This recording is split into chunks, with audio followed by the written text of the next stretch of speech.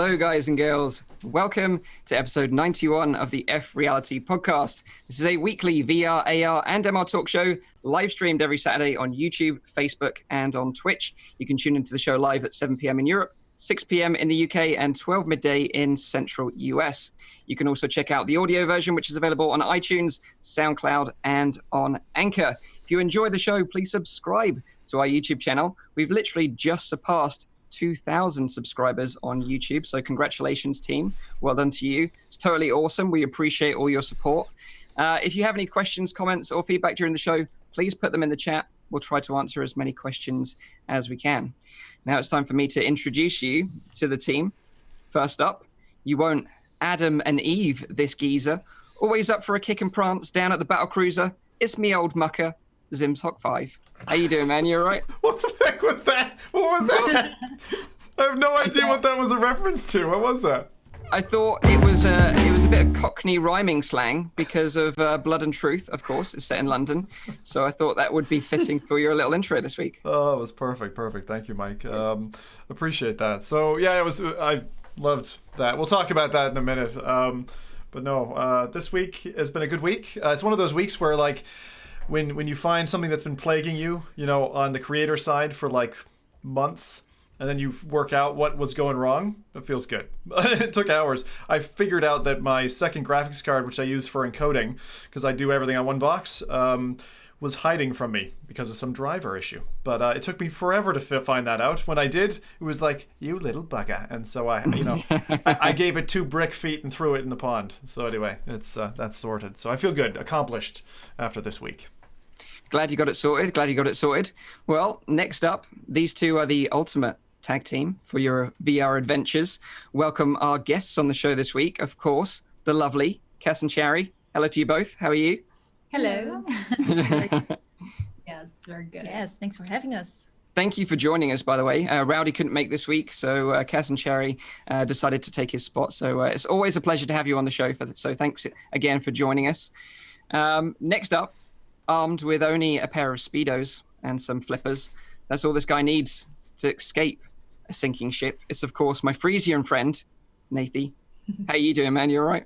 Yeah, no, I'm great. And I love Speedos. It's my favorite thing, especially if they're in neon green. neon, very nice, like Borat green. Yes. Yeah, yes. Nice. Well, that is the team. Last but by no means least, myself, the host of the show, Mike from Virtual Reality Oasis. We've got a busy show for you today. Some of the highlights are that we're going to be talking about the Varjo VR headset, which features a bionic display, and their collaboration with car maker Volvo to make our roads safer. So that's going to be interesting. We're also going to be talking about the upcoming sequel to the nostalgic trip Pixel Ripped 1989, which is going to be called Pixel Ripped 1995. An awesome year. Zim's going to give you the lowdown on the latest releases to look forward to next week, and we'll round up the show by talking about custom Beat Saber tracks, which can now be played on the Oculus Quest, which is super awesome news. But of course, let's find out what everyone's been playing this week and their highlight of the week this week. And first up is Zim. What have you been up to, dude? Big surprise! Drum roll! Well, I'll highlight Blood and Truth, which I think we talked about it last week. Was one of the releases of this week. Got to play through the game. I honestly didn't expect it to be 6 hours long, but this mega action title that was dropped was something that, like, right out the gates, I was like, oh, this is really pretty song and dance, and I always feel like they're going to let me down. And right out the gate, when I got in the game, I was like, oh God, this is so on rails. Am I going to enjoy this, or am I going to have, like, the next couple of hours, like, kicking myself? And it does turn around pretty quick. I mean, it is an on rails experience, and that's a very interesting design choice, but what it does in cinematics, what it does for the character animations, I can't say I've been so far down Uncanny Valley and seeing characters that looked real than I have in that. Like when your mother comes out and you get to meet her for the first time, I just feel like it's such an interpersonal, like, relationship that you develop with the characters, and being dropped straight into a kind of London gangster film is great. And they didn't just lift another story from a film or something. It's like, this is a new story. you're not going to be able to guess what's going to happen. I didn't anyway, and I really enjoyed it. I mean, there's a lot of gunplay, and I'd say my favorite bit of the whole game is just being able to hold, a submachine gun or a shotgun over some boxes and just clear a room without even looking. It's just that was brilliant fun. So in terms of the time, because you mentioned how long it was, roughly about 6 hours, did you say it took you to finish? Yeah, I did I used the normal mode instead of cinematic, so I don't know if there's going to be a timing difference between the two, but yeah, it took me roughly 6 to finish it. And were you expecting it to be longer or shorter? Shorter, yeah, definitely shorter. Okay. I mean, at that level of production and like all the voice acting and the animations, this is not a small amount of work. That's a huge amount of work to go into a game, and I think Sony Interactive did a fantastic job of the title. As I said, there's some things I don't like about it. It is a little bit too on rails, and certainly there's 1 hour segment where it feels like it's a movie and you don't get to, you're like, let me play, let me get into the film. But for the rest of the game, I think they do that balance really well. So yeah, it's if you're a PSVR owner, it's a reason to go spend 30 quid plus. And if you're not a PSVR owner, then it's a reason to seriously consider picking up the PSVR again. I think people should consider that. As a bundle, so it's a good opportunity. Yeah, I totally agree with pretty much everything you said, really. Like, I played it this week as well. It was also my highlight of the week, but I'll talk about something else that I played. Sure. But you're right, the facial animations and the character movement, which is clearly mocapped, but they did an amazing job because it makes everything feel so much more realistic, and you build a bond with these characters, and they're likable characters as well. It's practically better. I agree with you. They're likable characters. Like you get to like even some of the bad characters. It's really neat how they balance that. But the facial expression, like the movement of the small bits of the skin here around the face, however they mocapped that, I want to see it. It wasn't just green ping pong balls, 6 of them on the face. This was like skin level animation. But besides that, also like very good actors. I think that you can mocap whatever you want, but if you have a bad actor, it's still not gonna work, even if they look realistic in a game. They were like top notch. This is like top notch acting. That's 3D audio. Right. Remember we talked last week about the importance of audio for VR immersion. That's another element that I liked in the game. So anyway, there's so many nice things to say about it. That I think for me as well, because it was based in London, and I live not too far from London, and I enjoy like Lock, Stock and Two Smoking Barrels and Snatch and those British gangster movies. It just felt more grounded to me. Like when you hear some like little chav bloke shout out, "Let's get in, bruv," it's like, it sounds. Even the music choices were like, I was like really loving it when you get to like apartment level, and I won't spoil anything, but like when there's like certain like London-y tracks there, it's like London R&B or rap, like it feels really well set. I used to live in London, lived there for 8 years, so same as you, Mike. It felt like being home. It's very British. Because there were moments where I'm like, I have no idea what you're saying. This must be a joke or something, but your accent is so thick, I have no clue. Yeah. Oh, wow. Oh, I like that.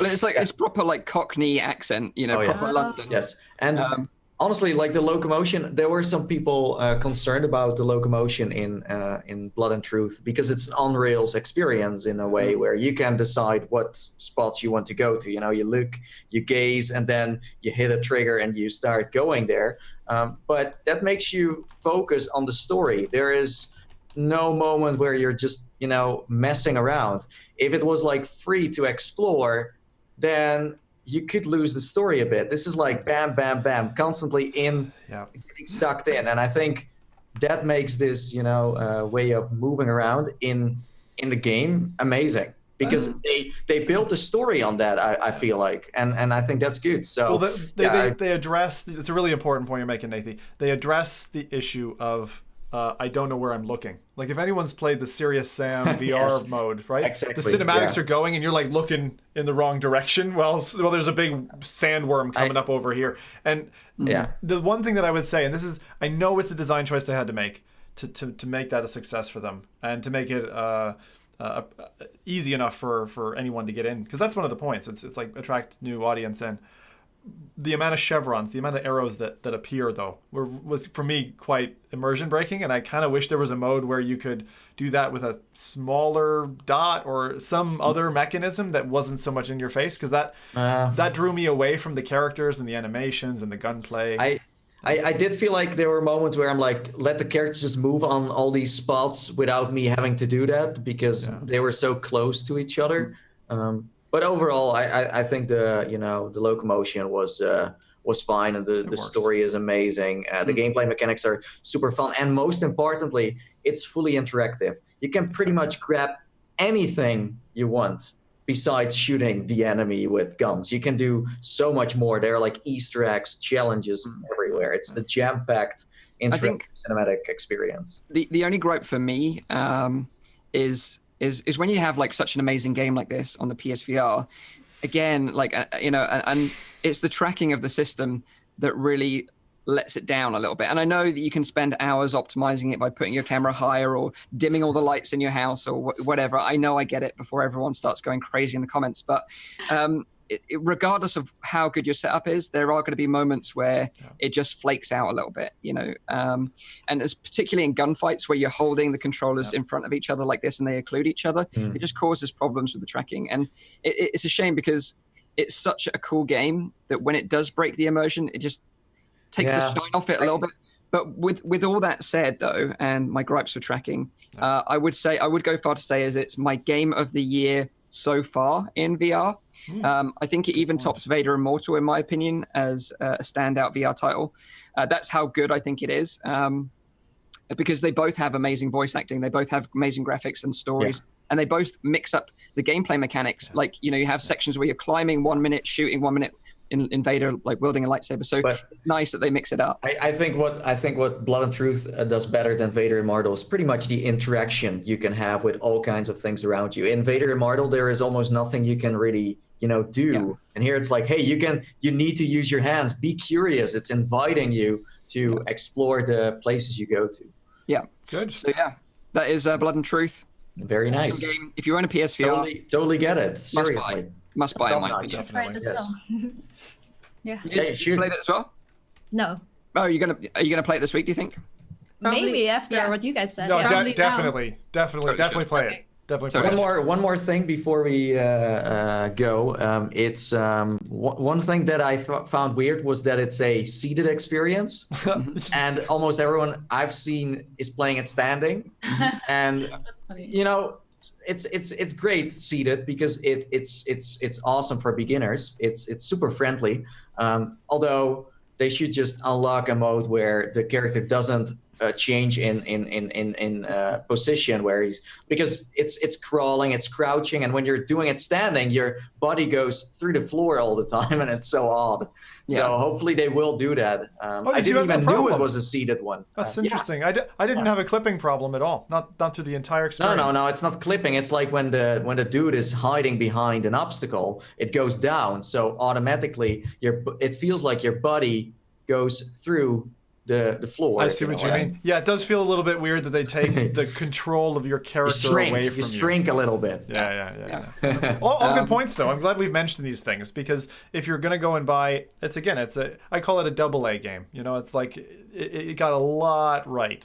Give it like a 9 out of 10 or something like that, because it's it's not perfect, but it's well worth doing. And for a VR game of that caliber to be that long, that was my main surprise. I was expecting a 2, maybe 3 hour experience. It was good. It was good. Is this coming for PSVR as well? No. This is a Sony exclusive. Made by Sony Studios, so it's never going to happen. Yeah. Not officially. Shame. No. But what about you girls? What did you play this week? Did you have a highlight you want to sort of share with us? I would say from last weekend. Guys made me play it. Face Your Fears 2. Oh, nice. I know that me and Zim are both fans of that game. Yeah. Oh, you guys played it as well? Yeah. How did you find it? I love the which map was it? Like the one that you can do everything you want yourself. Like it's a little bit open. Yes, exactly. That's the one I played. Yeah. Yeah, I like that one more than the one with the story where you have to do things and then in something the house, happens. right? Yeah, in the house. I like this one where you can just move around and stuff randomly happen, and I Scary. How did you find the shed, by the way? Oh my gosh, I was like, I'm not going to spoil anything, but I didn't expect that to happen. Yeah. It was fun. Have you finished it? No, I haven't. No. Okay, it's about an hour long. It's about an hour. Yeah.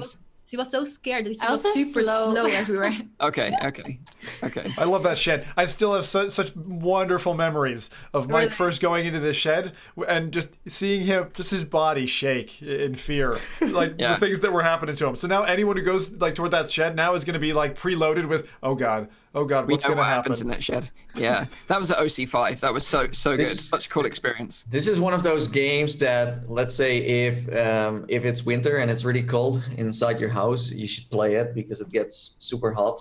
You know, it gets intense. Yeah. Super hot. Super, yeah. Every time I say super hot nowadays, that's just a thing now. So what about you then, Nathan? What did you play this week? What do you want to share Well, with us? I wanted to highlight Blood and Truth as well. I think it's also one of the best games of this year so far. I of course also played Freediver, Triton Down. Interesting, very interesting actually. It's let's say it's a 45 maybe hour cinematic experience in where you play as a diver that doesn't use scuba gear. That's what they call a free diver apparently. I did learn a lot about what a free diver is. I didn't even knew there was a thing until I played it. And of course it also got explained in the podcast last week. But yeah, so it starts off in a like Tomb Raider kind of way. If I start diving in a game, I think about Tomb Raider. I don't know why. It's just popping up in my mind. It's funny. I said exactly the same thing in my playthrough. Yeah, it's exactly the same thing in the cave bit. Yeah. Yeah, it's like, you know, the moment you start being this adventurer and you have to explore ruins and stuff like that, it's like, okay, this is Tomb Raider. This must be Tomb Raider.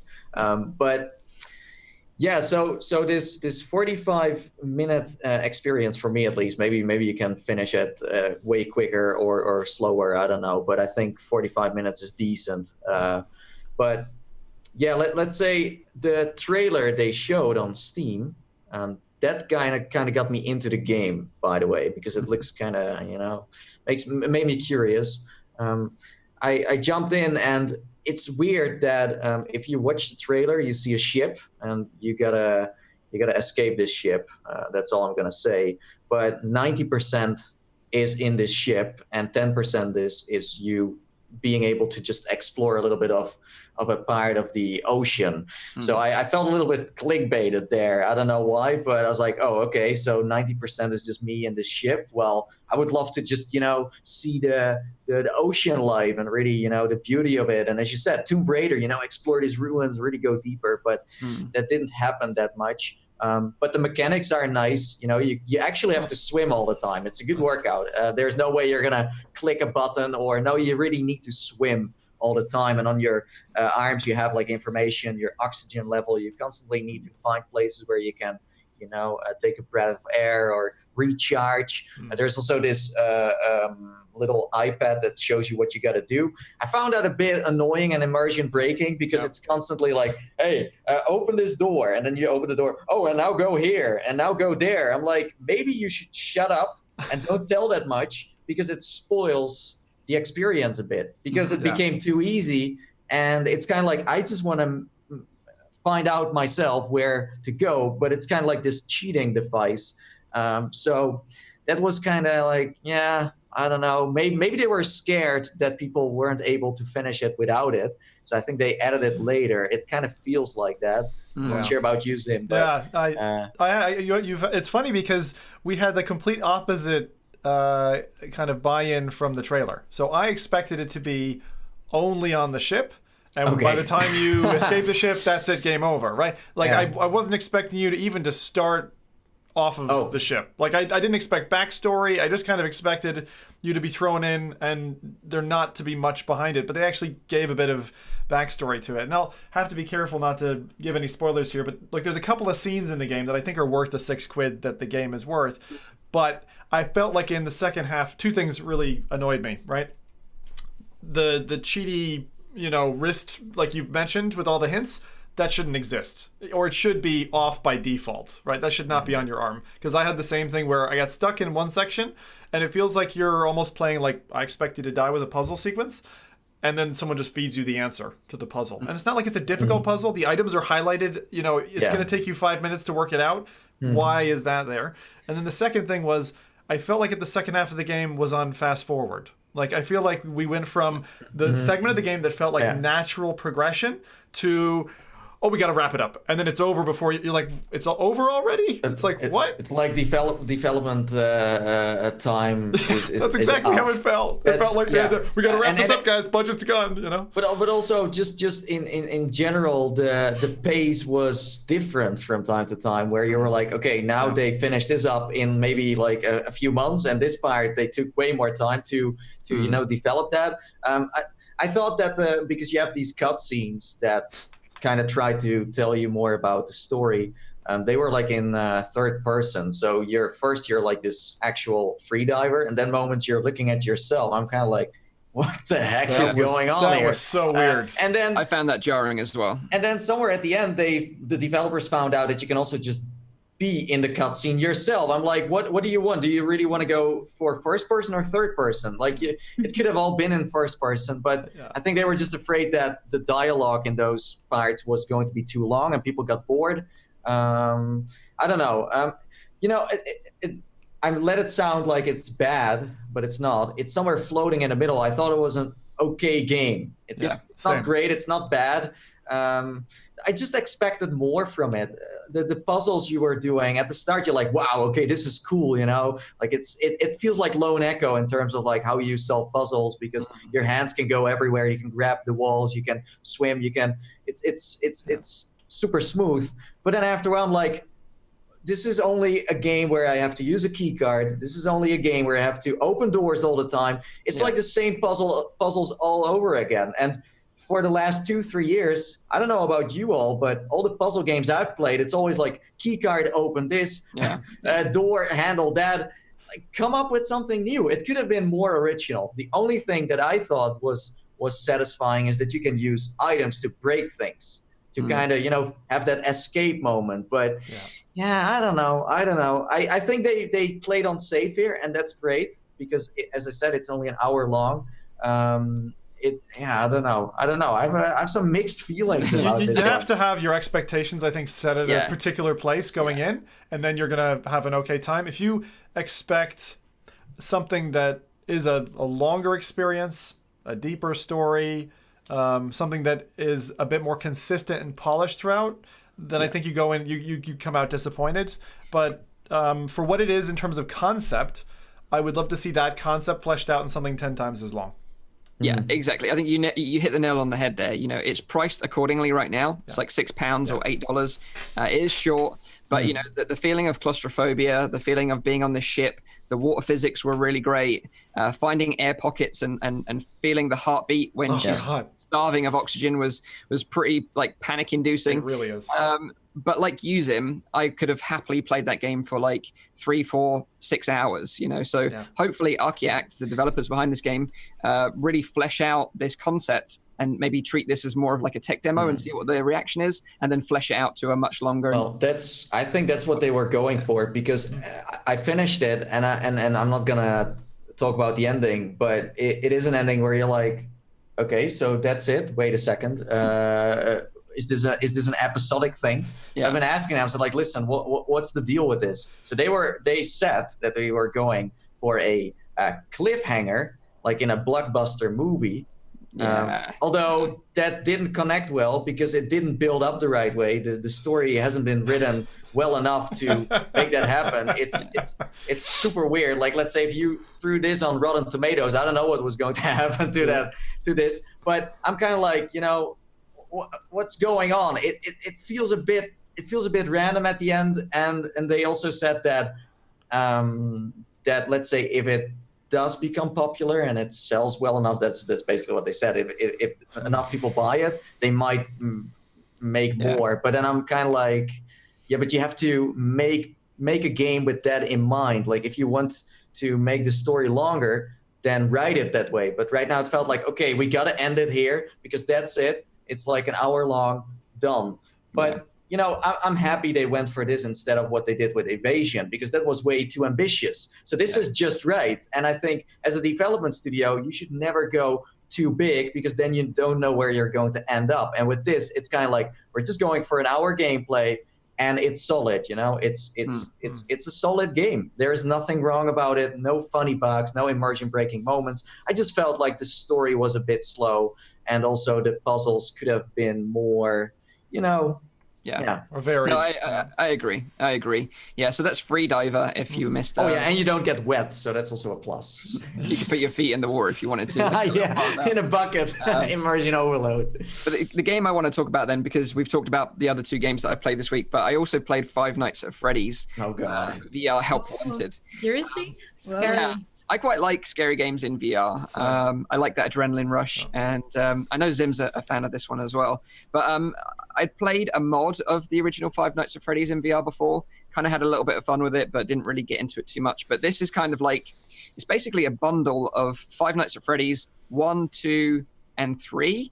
And then you've got some additional game modes that are brand new. So you've got like a service and repair, repair and maintenance, and then you've got vent service, and then you've got dark rooms and some other bits and pieces as well.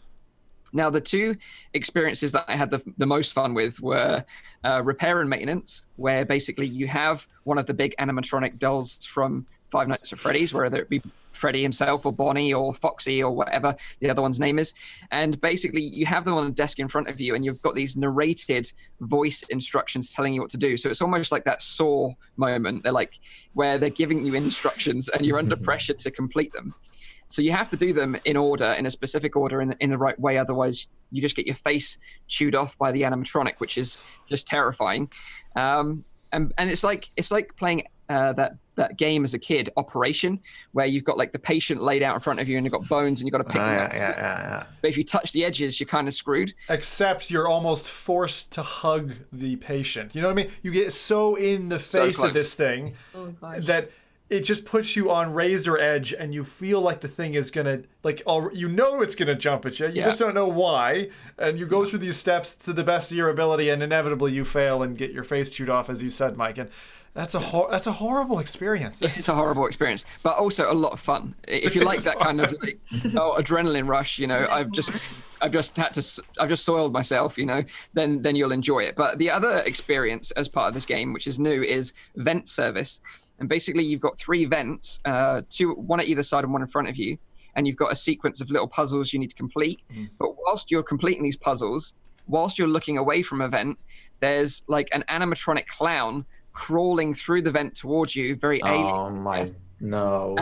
And basically you have to look at it with your hair torch to scare it back into the vent. But the way it moves, it's animated so beautifully in such a creepy way that it's just horrid. And it always seems to catch like right outside your flashlight. Yes. So you like catch its movement in that way that like I didn't quite fully resolve what I'm looking at, but I know it's after me. So it feels a lot. I don't know if you've ever played Alien Isolation, Mike. But I did. Yeah, it feels a lot like that Alien. And actually, you've just reminded me that when I was in Blood and Truth and there were segments where you're crawling through a vent, like I was like, is an alien or an animatronic thing going to come after me now? You're having like PTSD from Five Nights at Freddy's. It was, But basically, I've been playing a little bit of that, and but it's also been great to see other big YouTubers on YouTube play this game as well. Like we've seen Jacksepticeye, Markiplier, PewDiePie all play Five Nights at Freddy's in VR, and it's just awesome that VR has been getting such. It's mind blowing to see YouTubers actually buying a headset to just play that game because they have to be on board with the hype, and you don't see that much with VR titles. Like Beat Saber had that moment where everyone had to buy a headset and had to play it on their YouTube channels to keep up with the excitement. But the reviews of Five Nights at Freddy's have been crazy positive. Do you think that's justified? Yeah, I think so. Yeah, because I did see people say like it has such a dedicated fan community, and Five Nights at Freddy's is also a lot about conspiracies and not specifically about gameplay in that sense. So people could just be like, yeah, I love this because I've been playing it for years, and that's then their review. But do you think it makes sense? Yeah, I think it makes sense. And it's great that it's on the PSVR as well if you're in a PSVR. So yeah, that's Five Nights at Freddy's. But It's a I just wanted to comment one thing. It's a very solid conversion with some new bits tacked on that feel good. I felt like I was glad that it wasn't just like Vent Repair in particular. I felt that the first one anyway was like too easy, but the fact that they allow you to progress through different versions of that game mode, it gives it a little bit more longevity. And then they've got a whole like unlock system, which I still can't tell when you pick up coins and find stuff around the levels. Like you can get items with that, but did you get very far with that, Mike? Did you get to buy anything? I only got 2 coins. Buy? What can you buy? You can buy unlockable items, but I haven't bought anything yet either. But can they be used in game or is it just cosmetic? I'm not sure, to be honest. I really haven't played that much of it, but what I have played, I've enjoyed. And I think if you're a fan of the series or fan of scary games in general, then you'll dig it. But, they are funny. Like all the packets and stuff have like warning labels or things on them that you can read. And it was really funny because I was playing it in the Rift S, and I was like, I would never have been able to read this in the original Rift. Like, so it was really nice just playing it in the new headset. So you know what they should add, like a multiplayer, and where you can dress up as one of the and one of your friends is still trying to fix stuff. Yeah, that would be awesome. Yeah. What about you girls? Would you play this one, do you think, or is this like a hard pass for you? No. Just straight up. We will die or make people really deaf. Yeah. Well, if you record it, you'll get lots of views. So every cloud. Maybe for Halloween or I something. will let Cass play it. That's the benefit of horror games, though. I think it's worth just touching on and why they do so well. Because you could watch all 5 of us play the game and have a different experience as a viewer. Whereas if you watch the 5 of us play Beat Saber, it'll generally be the same kind of thing, right? So that's why I think horror does so well. Yeah, exactly. So let's get into some quick news this week. But before we get into quick news, I want to say thank you to the sponsor of this episode of the FReality Podcast, which is CoatSync with their latest title, Shadow Point. Now, Shadow Point is a mysterious, story-driven puzzle adventure game where you take the role of Alex Burkett, trying to uncover the mystery of a missing schoolgirl called Lorna McCabe, who vanished from Shadow Point Observatory 12 years ago. You're guided by the journal of Edgar Mansfield, who is narrated by the one and only Sir Patrick Stewart. You've got to solve these puzzles, and will you be able to uncover the truth of her disappearance? Who knows? Check out Shadow Point. It's available on Oculus Rift and Oculus Quest, and there's a link to it in the description down below. Nice. It's a great game as well. I have to say that awesome because I like looking at it from the outside. I was expecting it to be a different kind of game, but the voice narration and the exploratory element, I can't wait to finish that, to be honest, because the way it opens is a beautiful intro to a VR game, and it plays very well for the first kind of hour or two that I've done. It's one of those games that we've been so busy like this past few weeks, and it's like one that I've just been desperate to just play on my own time, just play a game that I want to play and just enjoy. Yes. And I have played the first 2 sections of it. And it's been super satisfying so far. So if you like puzzle games, this is kind of a twist on it with different perspectives and stuff. If you like room scale puzzle games, because it makes good use out of your play space as one of the rare titles on the Oculus Quest. Yeah. Agreed. So let's get into the first bit of quick news this week. And the first one is about Game of Thrones. Obviously, Game of Thrones is over now. But if you're pining for more content, you can check out the Game of Thrones Beyond the Wall VR experience, available for free on Viveport, HTC's VR gaming subscription service. So any Game of Thrones fans in the house? Oh, yes. Yeah? Oh, definitely. What house, by the way? This house, the House of Love and VR. House VR Oasis. Yeah, exactly. So what about you, Nathan? Did you get into it or not? Into the Game of Thrones VR experience? No, just Game of Thrones in general. Oh yeah, of course. Oh, you did. Okay. Yeah. So we're all pretty big fans of the series then. Have any of you tried this VR experience before I get into it?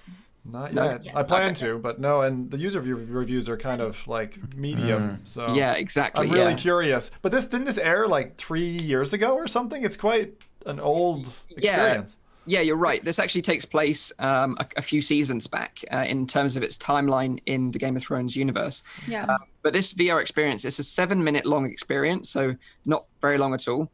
Oh. But you get to venture north of the Wall as a member of the Night's Watch and follow Jon Snow on his quest to prove the existence of the Night King's undead army. kind of cool. You use your ranger skills with a sword to defend yourself against the undead as you advance through iconic locations from the series. Be prepared to face impossible odds on your quest as you hack and slash your way out of dangerous So it's situations. interactive as well. Yeah, so I think there's limited interaction with a sword that you can fight the undead and sort of defend the Night's Watch crew that you're with. But like Zim said, there's mixed reviews on Viveport right now about this game. And the thing is, it is only accessible through Viveport, so you need to be a Viveport member to have access to it.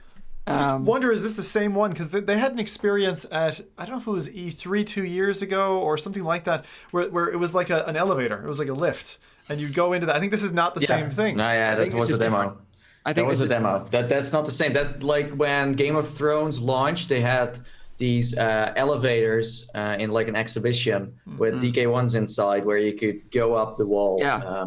And it was an Oculus share as far as I know. Yeah, I would have preferred that because I think the sense of scale of being on that wall would have been really cool rather than just hack and slashing some zombies, basically. But yeah, basically, if you want to check this out, you're a fan of Game of Thrones, you can sign up to Viveport, which has a 14 free trial subscription if you sign up. Normal subscription is $12.99 in US dollars a month, or $99 US dollars for the whole year. It's kind of like one of these kind of VR games, kind of Netflix subscription model where everything's kind of free, although the problem is not everything is free. There is still games on there like Five Nights at Freddy's, like we just spoke about, that you still have to pay full price for. So only select games are free, but you can play now as many titles as you want in a month, hence why they call it Viveport Infinity now. Yeah.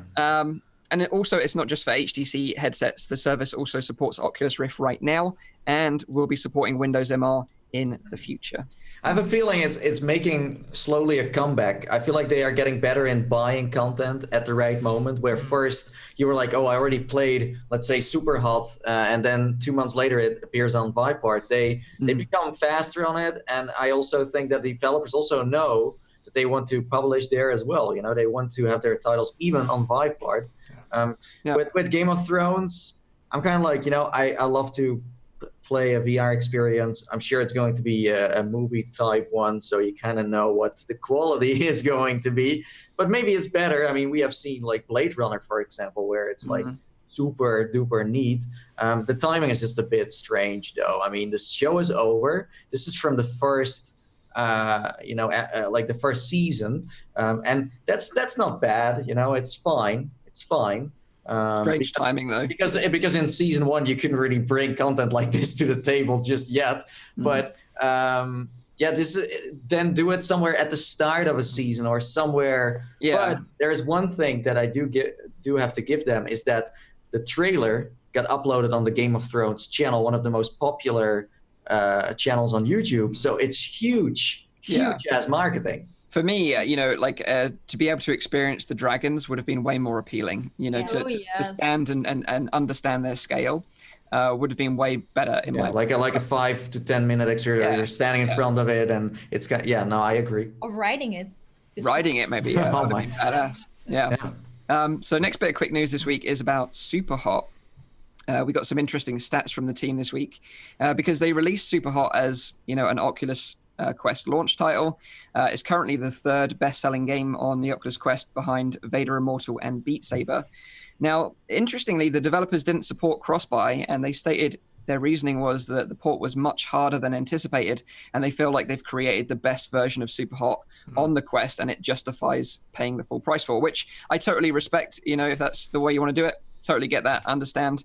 But interestingly, the team stated that sales were 300% higher than when they launched on the original Oculus Rift. 300%. Oh. Which is super impressive, I think. I'm not surprised because the numbers, I mean, we haven't seen Quest numbers yet, right? But no, the feeling I get. Numbers, as far as I know. I mean, we've seen the interest on the internet, right, for this. And the kind of hike that we've had. I would have said that it's like a 10x multiplier or something like that in terms of interest. And we saw it almost get as high as even Nintendo Switch in terms of like Google searches and stuff like that. So I'm not surprised that their sales have been higher, but I wonder if that is not directly related to the fact that, number one, SuperHot's a relatively big and well-known name, and number two, for the people who have converted over, it's actually a very easy thumbnail in the store to click buy, and the trailers sell what it is. So I think the fact that they were able to convert it to a Quest title. Again, as you said, Mike, I'm totally okay with cross-buy not being enabled for this. And I've said that before to other developers. I think, if you need to fund a title, Quest is a totally different kind of ball game. No cables and pay for that freedom. I mean, we got like Siren Toe is coming soon as well, which is another kind of similar title where you're gonna get a bit of a workout and gameplay at the same time. That's fucking great. I mean, us gamers usually are sitting on our asses. We actually get up and move around now. This is nascent technology and great. They have also been advertising a lot with SuperHot. I mean, it was in the main Oculus Quest trailer that has 25 million views. So SuperHot was one of the main ones that was in the list of Oculus to also heavily promote. I just wonder what 300% means. I think it's selling like hotcakes for sure, but I would love to see some numbers too, because 300% doesn't mean anything until you have some numbers. So I'm kind of like 300% compared to the Rift. I don't even know. Does anyone know how much the Rift sold with SuperHot? So what are we comparing to? To nothing, because we don't know anything. Did they say 300% more or 300% compared to? 300% higher. Okay, so that means if they sold 100 in week 1, then they've sold 400 in week 1. That's the kind of comparative statistics, but we don't know the actual number. Let's say the Rift sales were super low, then in the end it could be middle or high. Yeah, but I'm not saying that that's true, but you know what I mean, right? Yeah, I think my point is that it's very encouraging news, particularly for VR developers that are interested in developing games for VR. Although there are issues developing with the Quest, we know that that they're more stringent in terms of the applications that they accept now, and you've got to go through this application pitch process before you can get approved. So just be aware of that. But it is very encouraging that developers are getting success through porting their games on the Quest. Wasn't that the same story for Apex? I mean, Apex has also done very well compared to the PSVR and the PC version. It's like some games even adapt just better on the Quest in general because it's more free. You have more you make more use out of your room scale area than you did before. Yeah, agreed. And we're actually showing their brand new trailer, by the way, which is a live action trailer for SuperHot on the Quest, which is a really cool trailer. But I just really hope it encourages them to do a sequel, because it's still one of my favorite games in VR today. But the Rift, the Oculus Quest, is also completely sold out at the moment, right? Yep. So it's crazy. I'd actually say on the Quest, just for my own personal use. So my wife's got a Quest as well, and I'd say we've already bought 4 titles on Quest, where I think we've only ever bought probably 1 or 2 on the go. So, I mean, straight out the bat, it's a very easy system to get into, which makes it easier to take your wallet out and spend on a title, because it's lowered that bar substantially in terms of how also, easy it is so to much VR. fun to play it together with someone else. It's so easy to put it on together in the same room and then start playing with each other. Yeah, you girls have 2 Quests actually, don't you? Yes. That's awesome. And you're playing games together, but you need separate accounts though, right? Because that's a question we get asked a lot as well. Yeah, you do need I think there are some games where you can do one account, but I don't think that's supposed to be that way. Okay. You mean single player, right? That's single player stuff. I multiplayer as well. Yeah. Interesting. Okay. We'll pick your brains later. So I've got a question for you then, before we move on to the next bit of news. What's your favorite game to play together? And then what's your favorite game separately to play alone, single player? Well, we have been playing a lot of Orbis VR. Yes. Oh, okay. That's interesting. Yeah. We really like MMORPGs, so we like all the RPG elements in there. So just the grinding, the fighting enemies, leveling up, and seeing your character become more beautiful over time. Yeah. So we put a lot of time in there, and it's just so. I think we use the Quest more often now than PC VR, because it's just easier to put that on. Just go to the living room. Just on the couch. Yeah. That's so awesome. So you've been playing Orbis together at the same time. That's so freaking cool, because this is the thing, like we tried Orbis a little while ago, me and Nathie, and we were kind of a bit overwhelmed at first with all the different mechanics and all the different stuff going on. But is it one of those games that once you're into it, it's very sort of like rewarding and fun to play? If you like MMORPGs, right? Yeah. But Orbis is different from normal MMOs because you really have to understand everything Like everything is like you really have to understand everything you're doing. Like you have to do research before actually being in class. Right. You have to invest time in it to get rewarded back. I get it. You can't really look up stuff like you can usually do that with PC games, but not in VR. You have to just figure I can see Nathan's interest waning. The thing with Arvis is that if you don't know what you're doing or you need help, they have like this book, and it's like this huge ass manual with all this stuff like, hey, you can do this, you can do that. Did you guys play the Reborn though? Yeah. Oh, okay. I've played it. If you need any help, we can help you out. Like we're pros. The nice thing is, like, even though they've got the manual, like, I find other players is the best source of knowledge in the game. Like, you can literally go up to almost anybody, and like, even if they're new, like, people are so warm and welcoming in that game. Like no other VR title that I've played. Even though I'd say the VR community is right now is still very friendly. Orbis, I still think out of all the launch titles, is going to be the killer for multiplayer. So I'm glad you've mentioned it because multiplayer questing is absolutely fantastic, and I actually think that developers are going to start targeting that as like how do we make money off of people enjoying their time together with quests, because there's going to be more and more people do it for sure. Like a persistent shared space, like we experienced at OC5 with the Dead and Buried demo. Like that's what I would go out and buy another quest in a heartbeat if that was enabled in a multiplayer game. But so if you see a peasant walking around in Arbus VR trying to smell grass and grab flowers, then that's Mike. Just so you know. Oh, me. I love it. I thought you were talking about yourself, Nate. Exactly. Yeah. No. I'm just with the shiny armor, fighting dragons and stuff, riding them. Of course. Right. That's it. Let's swiftly move on. So next up, we had some surprising news from Nintendo this week. They've added an update to Super Smash Bros. On the Nintendo Switch to add VR support for the Nintendo Labo VR. This is crazy. Like this is really, really great news. I'm actually awful at Super Smash Brothers. I don't know if any of you are Smash fans in the house. I play every 2 months. I have a tournament with some friends. Are you serious? Yeah, this is really good. Cherry's like the hustler in the corner that's like a secret pro that destroys everyone. What's your favorite character? I'm intrigued. I actually play Peach a lot, but she's like a rank 1 player. So that's like if you play her, it's easy because she's really good. Right. And next to her, I would say like the Fire Emblem characters are really good as well. Okay. Yeah. They are like really good. I'm a Pikachu and Kirby. I'm a Pikachu and Kirby. Drop it like a stone. Kirby's amazing. Mine is the yoga teacher.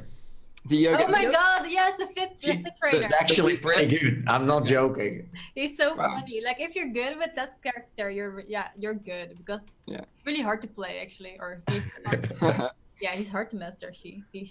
But yeah, be whatever he wants. whichever you choose. But in this free update, you can now use your Labo VR goggles to play limited, timed, and offline battles 1v1 versus the AI. So you can't play like with 4 players on all at the same time. It's just 1v1 in VR mode. So you need to play that with the standard Labo VR headset. So you need to hold it up, but there aren't enough. Oh yeah, you can play it with, of course, the. Yeah, I guess so. Yeah. It's going to be like, how long is one match usually? Well, it's like a few minutes, I think. Or is it going to constantly tell you, "Hey, are you tired? Take a sip of tea now." Imagine being in this intense battle and suddenly it's like, "Hey, tea time." Yeah, but apparently that's why they limited to 1v1, just you versus the AI, so you don't get any online matches. You don't get any bigger battles either, where it's like 2v2, which is a bit of a shame. But just like Mario Odyssey and Zelda, the VR sort of implementation from Nintendo is kind of limited in some respects. So it's cool. I think it's really cool that they're adding this, but it is limited, so it does feel more gimmicky, which is kind of what we want to try and stay away from. But it's good to see that Nintendo is still continuing to push Nintendo Labo VR, because I think the Labo VR kit on its own is really solid. I really enjoyed my time with it. Just the game implementation since then have been a bit lacking in my opinion. But I just hope that it just shows that they're kind of interested in VR a little bit, and maybe in the future we'll get something more substantial. That's my hope anyway. Yeah, we hope so. And I also think that once you've got you put all the time in and you've manufactured all that equipment. It's like you kind of want. I mean, are there any plans that Nintendo has to bring out something that's going to use the equipment that you've built, or is it just kind of self-contained closed system? Do we know anything about that? No, it's a big problem. And, I'm limited on space here. And I ended up giving the whole kit away to my friend who's a big Switch fan. So I just gave the whole lot away to him because I just didn't have the space. The wind pedal and the cannon, it's like, at our place, it's constantly moving by itself. It's like, hey, wind pedal, hey, there you are. Hey, welcome back. It's like, I'm trying to move it away, and then I'm putting it somewhere at my brother's area, and then he's moving it my way again. So it's constantly. You can just have a bonfire one night and just load it all on there. Just a bit of a waste. Yes. But yeah, that is Nintendo Labo. So the final bit of quick news this week is about some useful updates coming to the Oculus Quest, because CTO of Oculus and all-round legend, John Carmack, tweeted this week that the Quest will be getting a lights out mode, meaning that you'll have the option to use 3 degrees of tracking, 3 degrees of freedom tracking in dark rooms, which will be ideal for watching movie content in the dark, because the problem is, as we know with the Quest, it uses the 4 front-facing cameras for tracking in 6 degrees of freedom. But if your room is completely dark, then it just doesn't work. It doesn't allow you to use the headset. So this is kind of a welcome feature that will be coming soon. It means you can switch this on. It will just revert to 3 degrees of freedom, so you can just rotate your head. But really, this is just for watching movies, right? It's such a good idea, because it just seems like something that was missing. But also, it's going to be one of those things where a couple of months from now, people are going to look back and be like, "Oh, that was a problem." It's not a problem. I just wonder, is this also going to be deployed on Rift S, because it's got the same tech, so it's going to need the same thing. Yeah, it's a really, really good point, actually. I haven't heard anything about Rift S, but then again, Rift S kind of has been moved to the wayside a little bit, and the Quest is pretty much seems like it's Oculus's full attention right now. But yeah, I would welcome it on the Rift S as well. You're right. One little tip, actually, is if that you have Vive base stations or an infrared illuminator of some description, you can actually use that and have your room completely pitch black and use IR to paint your room, and the cameras can track using infrared lights. Yeah, so the Vive base stations, for example, would work really well. And apparently just one will do it. What was that, Cass? Sorry? Do you need to set up anything to do that, or just turn it on? Just turn it on. The cameras are infrared sensitive, so they'll pick up that light from the IR cameras natively. Wow. Yeah, so that's a little tip. If you've got Vive base stations, they'll work perfectly for your area in the dark. Okay. So that's a little tip. But the other feature that Carmack also mentioned was dual controller input for the touch controllers in the Oculus home environment. So right now, if you use a touch controller, either one in the home environment, it will switch from one to the other to the dominant hand. In the future, you can use both at the same time. And they're saying that this is going to make using a virtual keyboard much easier and intuitive in the home environment, which makes a lot of sense. Small, but nice little update. And then the final one is that they're going to be adding a switch mode, so you can switch the display's native 72 hertz to 60 hertz when you're watching 60 frames per second video content. So particularly with VR 180 and VR 360 videos, some of them are filmed in 60 frames per second to make them look really smooth. So a feature like this will make them look better, because running these videos at 72 hertz makes them a little bit undesirable to watch. Stuttery. Wasn't this going to automatically do that? It will just detect what the file type is like, and then it will just switch. I think that's the case, right? Apparently so, but it would be nice to have a toggle just in case as a backup, in my opinion. I'd actually I'd like a toggle for one reason, which is if I'm screen scraping off of the Quest, I think it will help me avoid screen tearing when I'm pulling frames off of it, because that's one of the core reasons why I think I'm getting horizontal tear in the method that I use for Quest casting. That's a really solid point, and it's kind of strange because as a content creator, I didn't even think of that. But limiting the frame rate of the Quest to 60 frames per second to record video content at that solid 60 frames consistently, because we all know that if you record content on the Quest, it's variable frame rate, which can be a bit of a nightmare with audio sync and other problems later on in post. So yeah, I would totally welcome that as well. Really solid point, Zim. Nice one. So it stays stable. That's what you're saying. If you could lower it. Exactly. And it might not crash that much anymore. This is just YouTube stuff, by the way. YouTube problems. YouTube life. Creators' ears are all perking up right now, going, "What? Yeah. What the heck are you guys talking about?" And so there's no release date for these updates, but there are on the roadmap for the near future. So definitely worth keeping an eye out for. I think the laser pointer one is the best because right now I feel like my mom typing on a keyboard with one hand. It's painful. It's super slow. Yeah. So that is the quick news this week. Let's hand it over to Zim for the lowdown on the games releasing this week. He said he was excited about the first one, so I'm excited about the first one now as well. I've had it a bit of a. I always enjoy the first one because it's like a bit of an unveiling. I do structure these chronologically, so if I ever fail to mention what's coming out when, the first thing I'm talking about is the first thing that either was out recently or coming out first. So this one is a title that I have been waiting years to have been made.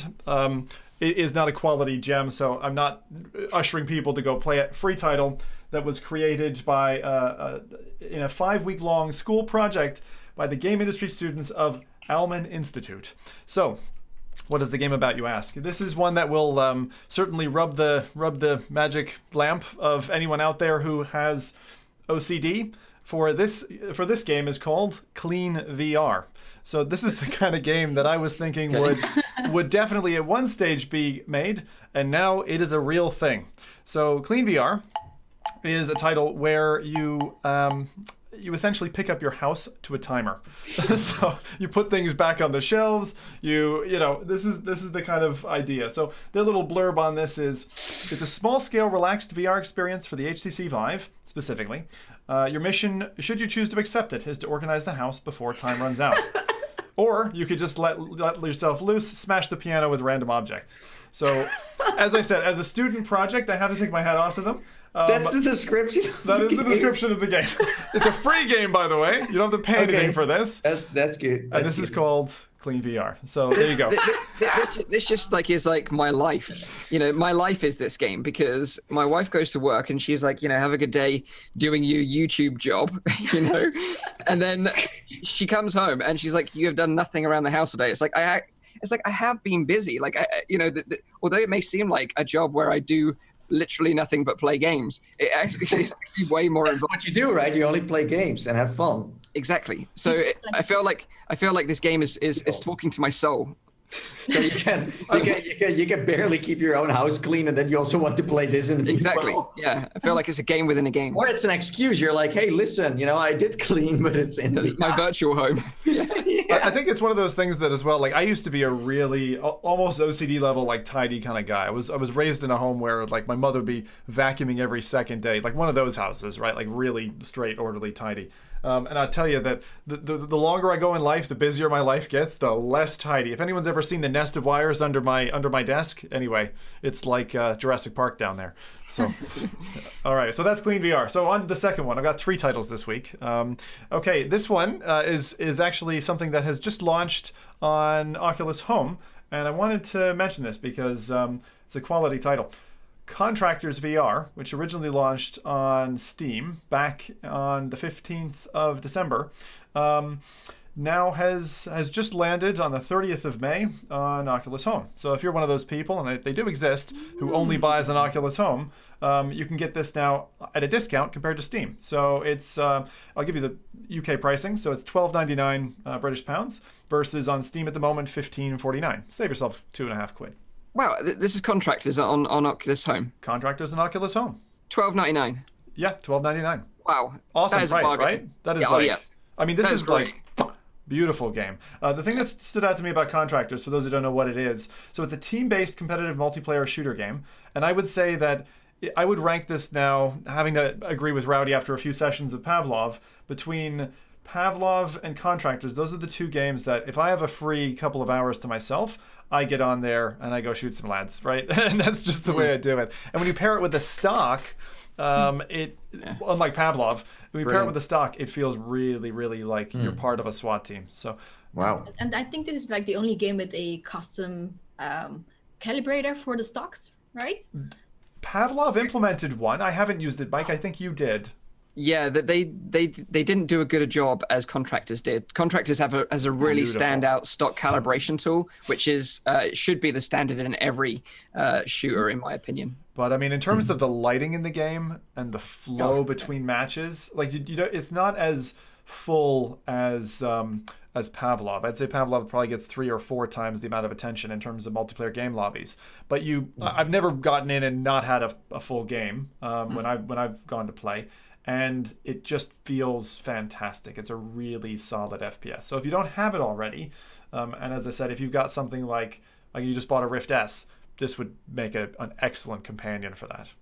Now, interestingly though, before we move on, like because you mentioned the Rift S, and I know a lot of people have had tracking issues in games like this. Have you experienced any sort of issues like that? Have you tried the gun stock with the Rift S yet? No, I haven't tried the stock yet.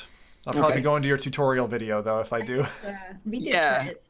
You tried it? Yes. Yeah. With the gun stock. I didn't have any problems actually. Yeah. No. Yeah. The only thing that I did notice was very slight drift, maybe once or twice, but it was minimal. And I think overall it is solid. But you're right. You have to set it up. Maybe if you're walking like this and then you look up, then there's maybe some. Yeah, I think it was like when I was aiming and walking down a corridor at the same time, aimed, and then it had slight drift. But yeah, overall it's solid, you know, especially in Contractors, and especially if you've got one of the haptic feedback ones, the force tube. So much fun. I still, it's so funny because sometimes, you know, once you've been casting for a while, you get a feel on an audience. Anytime I load up the force tube with that game and people see it, like the amount of jealousy of like, why do you have that but I don't have that? It's through the roof. So I actually hesitate to mention it, but I have to agree with you, Mike. Like if I want to blow someone's socks off in VR, I'll throw them in Contractors with the force tube. It's fucking amazing. The clacking noise is just so satisfying to watch on stream. Like when I've watched your streams when you've used it, it's so satisfying to hear the clicks. Of the recoil like kickback. Awesome. So good. All right, third and final game. This is one you absolutely have to pay attention to, which is Trover Saves the Universe. This is something that is thankfully, unlike other titles, which I won't mention again, Blood and Truth, coming to not only PSVR but PC as well. A little bit delayed, but not a huge gap between the two. So for those who didn't already see the feckin' whacked out trailer, the extended trailer and TV ad spot, go look it up, please, because I can't run the audio because some of the things they say are a bit naughty. But other than that, it is a beautiful, beautiful, exceptional trailer for highlighting this game that is a bit of an adventure title, really, by Squanch Games. These are the creators of Rick and Morty, if you know what that TV show is. And if you want to be sworn at repeatedly, degraded, and exposed to scenes and characters you hoped you'd never meet in your wildest nightmares, then Trover is for you. I got to play this at PAX, and I have to say that it was standout from the moment I got in. The comedy is incredibly well written. I found myself laughing through even the demonstration bit and the beginning. But the fact that they've turned what was in their previous titles, like Accounting Plus, for example, which is fantastic and you should definitely play. These are adult titles, right? This is not something you'd have your 5-year-old playing. The amount of FUs and all that you hear in these kinds of games is through the roof. And to be honest, that feels really freeing. As an adult who loves VR games, I like getting some like proper adult-oriented content. There are 2 modes, by the way. Like you can go for mature or one where it's more, but still. I didn't know that. That's cool. Yeah, you can, but it's still like they still have weird stories to tell, so it's not for kids. Yeah, please no. This is coming from a kids in VR advocate. Like I can quote Justin Roiland. I was asking him like, hey, what if kids would play this game? He's like, only irresponsible parents would allow their kids to play. Yeah. Well, it's a really solid point because you actually played this game with the creator Justin Roiland, right? Yeah. At PAX when we were at PAX in Boston. Yeah, exactly. Do that. Yeah, so we played the demo together. Super fun, and it's weird to sit next to someone who does the voices in the game and then also does them in real, you know. And yeah, you should check out the video, by the way. It's on Nathan's channel if you want to see him playing the game creator of the game. Weirdest combination ever. So funny. It's so funny. Go and and check release it out. dates, because I did forget to mention these. So it is, this is out 31st of May, so already happened yesterday for PSVR, 4th of June for PCVR. So you got to now you get to choose, like, which one do I go for? If you've got both, you have to decide. And it's a seated experience, by the way, but it's a good one to sit down and relax and play. It's jam. If you like dialogue, like comedy, then this is it. The problem with these games, I find, it's a bit like a choose your own adventure where you need to try every path. Like trying kind of stupid stuff in different scenes and just waiting for the characters to get annoyed that you haven't pressed a button or progressed in the story. Like some of the best comedic elements in Accounting Plus, and the same thing with this, are when you just don't do anything and you just kind of dick about. Don't necessarily just play them straight through, although you might want to do that the first time. I do think these have quite a bit of replayability as a reason. And for £25, pretty good price point, I think, for a game of this caliber. I don't know how long it is. Do any of you guys have any idea what the kind of length is we can expect? Not sure, but I do know that you can get it slightly cheaper on the Epic Games Store if you don't mind, buying it through there. But it's also... Does it support VR for PC? Yeah, apparently so. Yeah, Subnautica did. So. This is just the start, folks. Soon, Epic is gonna buy all the VR games from Steam and other places. It's going to be like, seriously, if they start doing that, we're going to see an interesting shift. Or even where Oculus is like, hey, we're investing into a new dev to make a game for us, and Epic is like, oh, hold up for a second, we got a bag of money that is bigger than yours. Or if they just bring Robo Recall 2 exclusively to the Epic Store. Yeah, right. They have showed stuff from... They showed Robo Recall 2 stuff before, so there is something coming, so we'll see. So sort of prototype stuff for like a physics mechanics, wasn't it? Yeah, but they also showed this alternative like storyline. Oh, right. Yeah. Okay, cool. That's interesting stuff. So I've got another piece of news, but before that, I was curious, Kaz and Cherry, have you guys played Accounting or Accounting Plus? Have you played those games? Yeah, definitely. Yeah. And are you generally a fan of these, or is it not your bag? I like them. I think they are really funny. What about Rick and Morty in general? Are you fans of the series or not so much? We started watching after playing the VR game, actually. Oh, okay, cool. So we like it, but we haven't watched a lot. Yeah, it's funny. Like my wife was kind of like really not interested in Rick and Morty, and then I kept on watching them over and over again. And then do you know the one where they do the little rap, like him and Morty do the rap to the gods, the big face gods? I won't repeat it, but she ended up getting that song stuck in her head, and now she loves the show.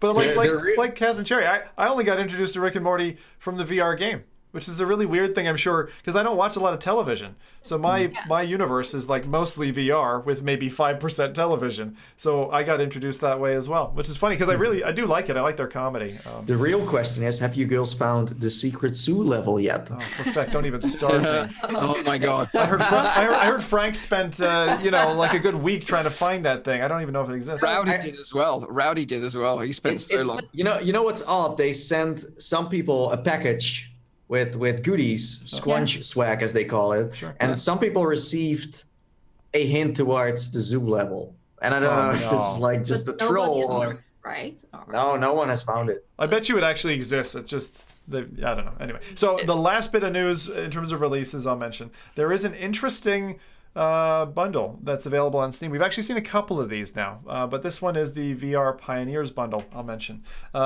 It's not cheap because it's £94 or $124, but it includes a bunch of heavy hitters. So that's 20% off for the total bundle, including iLlusion's Space Pirate Trainer, Cloudhead's The Gallery Episodes 1 and 2, Survios's Raw Data and Sprint Vector, and Alchemy Labs' Job Simulator. So if you're new to VR, just picked up a headset, and you want to catch up on a lot of the classics, it's not a bad way to go. But Where's Vacation Simulator in this bundle? No Vacation Simulator, just Job Simulator. Yeah.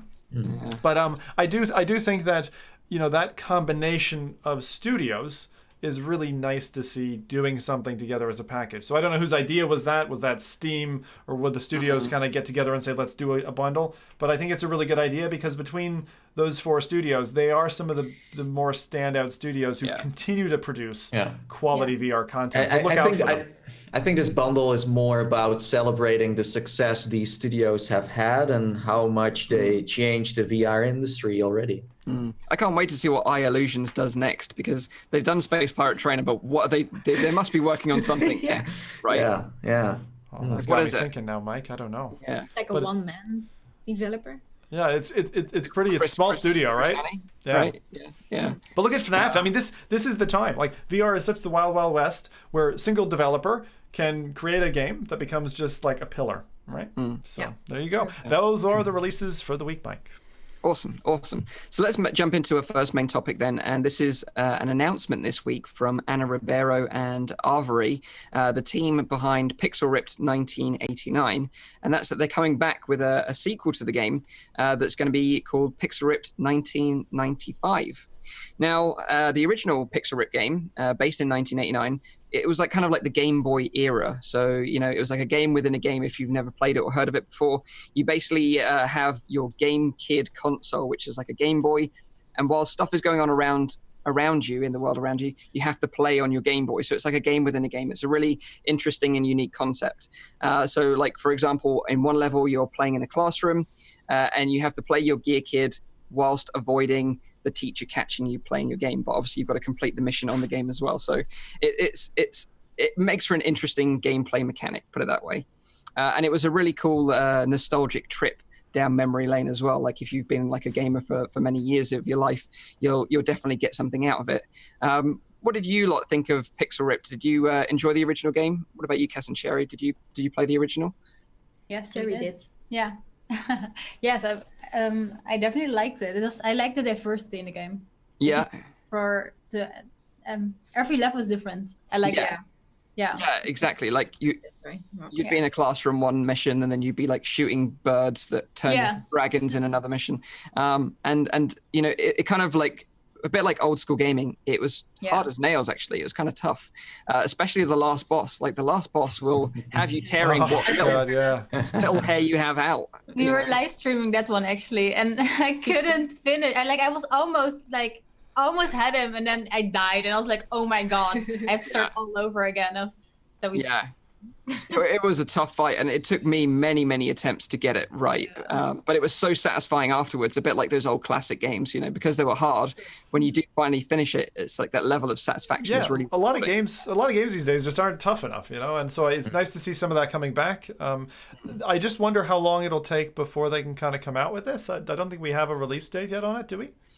No details on release, but they have been working on this for a little while behind the scenes, and there is actually a tease of this at the end of Pixel Ripped. I won't spoil it for you, but if you go and complete the game, you can see it for yourself. Exactly. But basically, in this new game, it takes place in the era of 1995, which will be like original PlayStation days, Super Nintendo, and the Virtual Boy, which is kind of interesting.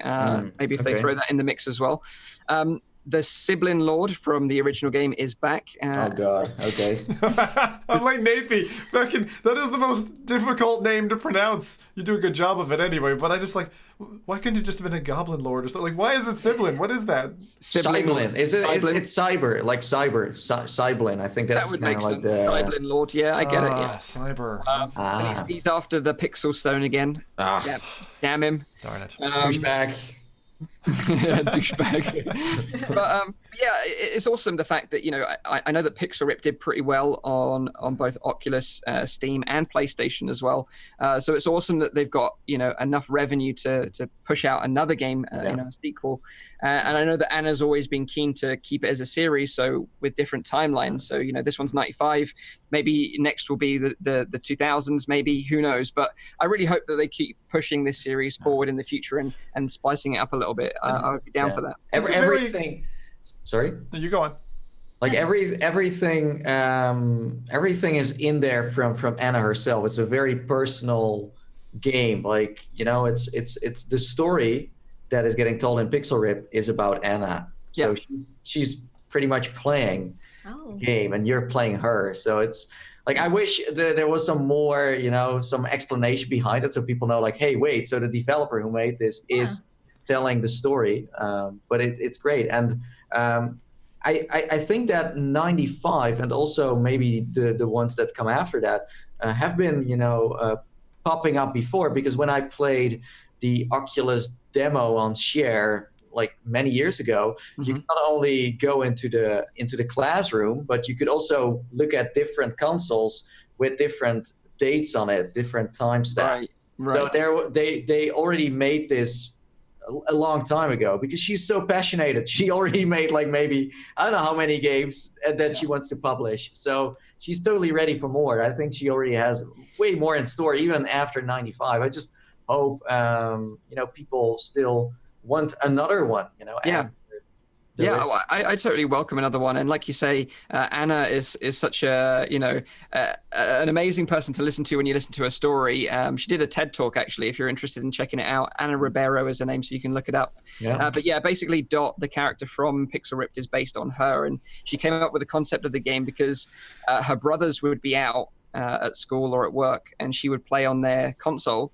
And it added another layer of gameplay to the game, because not only was the game challenging, but she had to finish it before her brothers got home, and they would find out that she was playing on their console. So that's where the concept of the game kind of roughly came from. But she's led an interesting life. She's worked for the government, a bit like me. She's led strange previous lives, but she's totally committed to being a VR developer now. Which she won a big prize in Japan this week. Yeah. Exactly. I was just going to say, actually, that she actually won the game won New Face Award at the Japan Media of Arts, and her and another member of the Avery team flew out there to accept the award. So they're in Japan right now. So if you're watching this or you hear it later on, congratulations to you all. But I was kind of intrigued because of that story and the kind of concept of the game. Do you guys and girls have any interesting stories to tell where you've kind of had to deal with that same sort of challenge? You're playing a game, but there's another challenge going on around you. And I'll give you an example from my past, because I was super into Zelda: A Link to the Past on the Game Boy, and I was playing it like every opportunity I could. And we was traveling in a car one day, like really far, maybe like 4 hours, and I played it for like 2.5 hours, like nonstop, just looking down at the screen. And then when I looked up, all of a sudden I realized that I'm moving in a car, and you get that wave of like motion sickness at you. So then I like a trooper, powered through and continue playing the game. So it was like another level of challenge. Not only was I playing this difficult game, but also trying not to redecorate the interior of my parents' car. So it's kind of like that challenge within a challenge. So I just wondered if you guys have any sort of other stories that are kind of similar to that in a way. I had the same as you, Mike, because it was motion sickness related. Although I don't normally get motion sick. This is actually the story of how I met my wife. So I decided, I was on a mountaineering trip in Ireland, and we were on a bus, big coach, and you're driving for like 3 hours to get to the base of the mountain.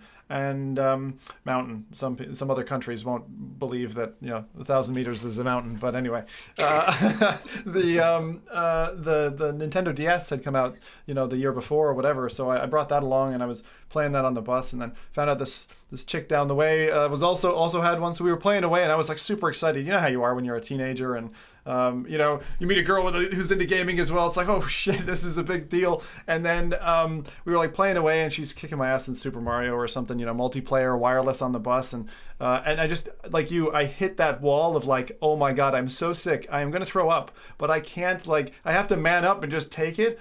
But at one stage, I had to just bow out. Like it was maybe an hour and a half in, and I'm like, I'm so sorry. I was so excited to play with you, but I have to stop, or I'm gonna throw up. So I've never had to do that in my life, except for that day. But anyway, it led to me getting married to this lovely girl. So anyway, that was my story. Oh, that's so cute. Awesome story. I think I actually had something like Anna, actually, because I used to be very addicted to a MMORPG game. In the past, and but I have really, really strict parents, like traditional Asian. So they're always like, you have to study and study. That's all you have to do. Okay. So I wasn't really allowed to play games, and let alone be addicted to one. So it was always a challenge for me to kind of like hide my game. When my dad came into the room, I had my own PC. And then I just had to download like all kinds of tools to kind of like get a hotkey to hide the windows I needed. Nice. That is a gaming professional right there. Nice.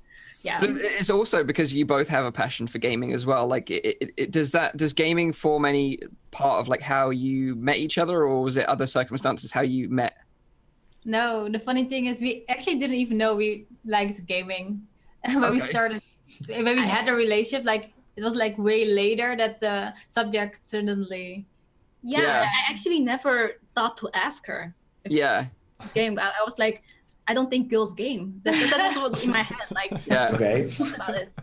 That's why you're so perfect together. You're both like so into it. It's so sweet. It's so sweet. So yeah, that is Pixel Ripped 1995 coming soon in the future. One definitely to keep an eye out for.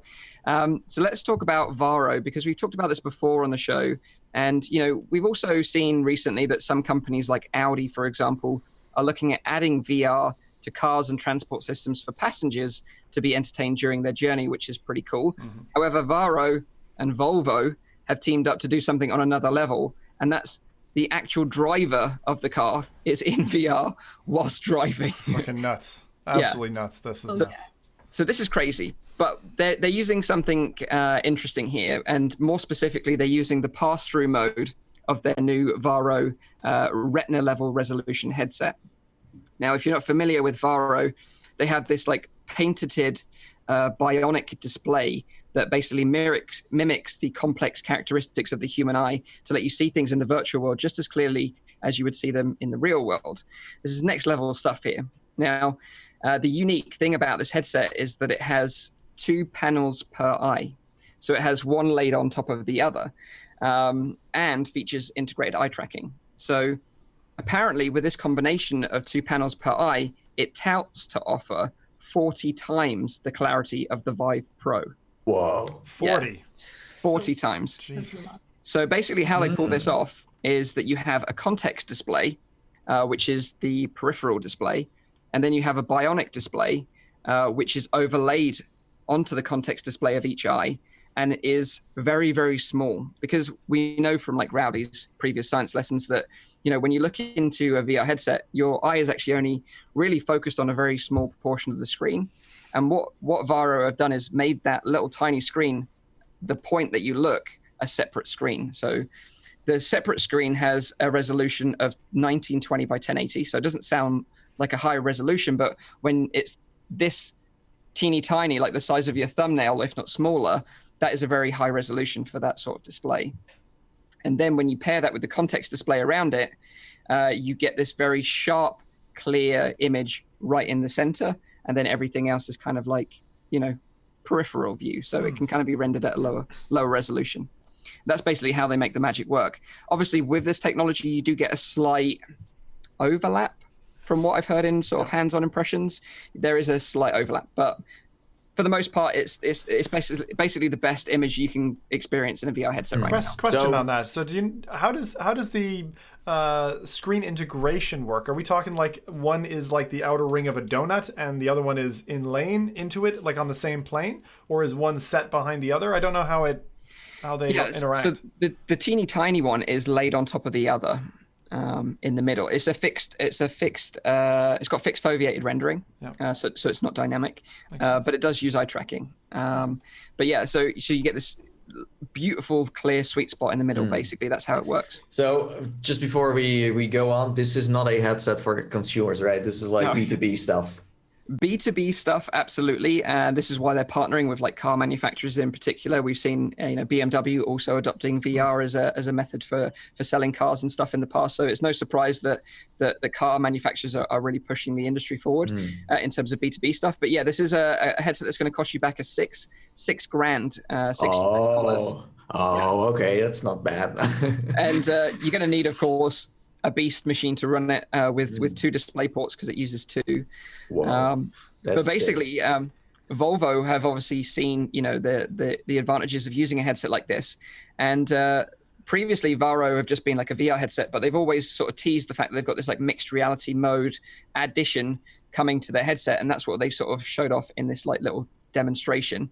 And basically combined with this new mixed reality add-on, it's like a pass-through mode, and this add-on features dual 12 megapixel cameras for photorealism video pass-through. So basically, the driver of the car has got the headset on, is using pass-through mode and VR, like in an AR sort of sense, to overlay things on the road in front of them. So they can simulate like a moose running out in the road, and then the driver is actually braking in response to the AR moose. So to test the safety systems of the car. And this is like a training. It's like a training thing, and they're using it to basically simulate dangerous driving conditions to show how safe the Volvo cars are. It's kind of interesting. Sorry. Go on. This is like seeing somebody with a VR headset and the AR module on in a car. Like all I can think about is like, this is just going to be an accident. Something's going to happen. Like maybe power goes out and now I can't see anything. It's like, it seems like such a bad idea. But at the same time, I recognize where they're going. I think it's very powerful. And actually, I think that one of the main applications of AR is going to be that. Like, for instance, why do I need stoplights on the road? Why do I need signs? All that maintenance and upkeep, even the painted lines on the road. Why do you need any of that stuff if you had an advanced, AR pair of glasses or a headset that could replace all of that? Why wouldn't you do that? You could, but right now I'm scared. I would not get in the car with a person with that on. Well, I think right now it's interesting for training purposes. And obviously all this is very experimental and like really pushing the envelope in terms of what they can do with this stuff. And of course requires a lot of computing power in the car with the headset. So you need a team with you as well. But it's kind of interesting because they have eye tracking. They can also work out how aware a driver is in these situations. Like, are they concentrating on the road ahead, or are they distracted by something else, or are they distracted by a road sign whilst the moose runs out, for example? So it's like Nathan said, they're collecting data in how aware a driver can be. And I think this is probably going to form part of like driver training in the future. So it's way more precise in terms of our driving capabilities. Ooh, harder to get a driver license this way. Harder to get a driving license, we think, using this method. Still kind of seems like still seems like they're turning humans into crash dummies with this headset for testing purposes. But there are scenarios that would come up, and this reminds me of the UK driving exam changed when I first moved to this country, which is like 12 years ago or something, where they had a little girl runs between two cars and runs out, and you have to click. You had like this web-based or computer-based training, and you had to click when you saw the hazard. And so this is kind of a step in that direction, hazard-based detection. Yeah, hazard perception training, absolutely, 100%. And I think we will see more interesting applications like this. But I thought it looked so crazy that I had to talk about it. But basically, Varjo are pushing this amazing headset. I'd love to try one out one day just to see what it looks like. I'm super intrigued about, the reverb, how that looks. But with these kind of resolutions and having this bionic display, it sounds amazing. And it's a Scandinavian company, so that's, and they got huge amounts of investment. A lot of people have been investing in this company for business applications. So I think this is going to be a huge upcoming company that we're going to see in the VR space in the future. And maybe, you never know, if they're super successful, they'll bring a consumer headset to market. But I think, this technology, especially with this kind of real high level of pass-through and VR, it's kind of like the first VR and AR headset that really does both in a really interesting and unique way that could be actually usable. When we look at Leap Motion and Magic Leap, and HoloLens, it's just an AR headset. When we look at a lot of the VR companies in the VR space, it's just a VR headset. But this is really the first time we've seen a real interesting combination of the two work as a dual purpose headset. And just in terms of its form factor, I find that large mirrored display on the Varjo really interesting. I mean, for me, I'm a guy who's got fingerprints over everything, so no doubt I'd be polishing it every 2 minutes. But you put it on, oh bollocks, now another fingerprint on my headset. But it's very futuristic looking. And even just that, I know it's expensive, but like you, I want to put my eyes in it. I want to see what it can do. Definitely. Hopefully we'll see them at a VR show or an event in the future so we can try it for ourselves. But, it's a great sign of things to come in the future because these things always eventually trickle down to consumers eventually. So, a little glimpse of the future to see what might be coming in the road ahead. But let's round up the show with our last topic then. And this is custom Beat Saber tracks. Because since the Quest launch, it's been amazing to see like the community rally behind this product. You know, we've seen really creative people do mods with the straps, you know, balancing battery packs at the back and, you know, using Vive Deluxe audio straps and other audio solutions. It's just been super interesting on Reddit to see people's crazy creations, but also like super smart people within the community have made things possible that I just didn't even think were going to be possible, let alone possible so early on after launch. You know, like we saw with Steam VR support with the RiftCat team and ALVR, which is free. That just completely blew my mind. So you can play Steam VR games on your Oculus Quest now. If you weren't aware of that, you can check it out. You know, there's loads of people that have done videos on it now.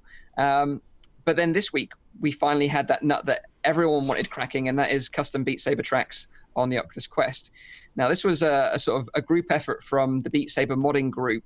They have a Discord, by the way, if you want to jump over there and see what they're up to and get a bit of a sneak peek of what's in the roadmap. But they all work together on this as a community sort of task. And Nyan Blade was the kind of person responsible for the UI for this installer. But basically what they've done is they've created an installer that's pretty simple to use. It has step-by-step instructions that you follow, and then you basically sideload you know, an APK onto your Quest without any complicated use of terminal using like ADB, for example. They take a lot of that pain out of the process. And you can just load up custom tracks like Gangnam Style, you know, Taylor Swift, and just break out and have some fun playing some custom. Yeah. Are those songs downloaded on your device? Yeah, so it's actually through the Beat Saber website, which has always been the backbone of custom tracks on PC. So you download them through that, through the installer, run the installer, and it sideloads all the songs with the tracks on your Quest. And it works surprisingly well. I was super surprised how well this works. I was playing Gangnam Style within like 10 minutes of getting it up and running.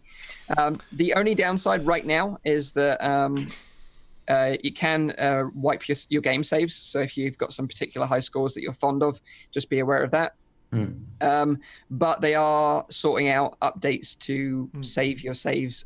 But isn't Beat Games also working on like official support at the moment?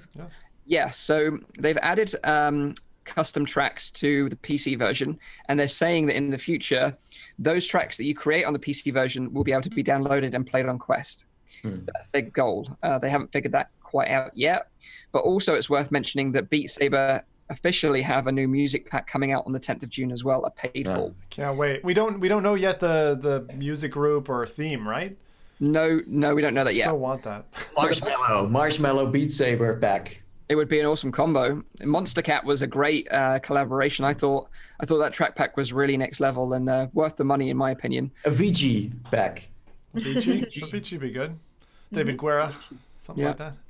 So what about you? Have any of you tried this, by the way? Anyone else? I haven't tried it. I'm not much of a modder, but it's I'm not surprised that it took, you know, less than a month for them to crack that. Like people were so worried about it. I'm like, you know what? The amount of people out there who are so diligent and skilled. Like there's a Venn diagram, and there's a very big overlap between the people who are like really enthused into VR and who are super technical, and like people who are skilled developers. So like this was gonna naturally come. I am still surprised that they did it this fast.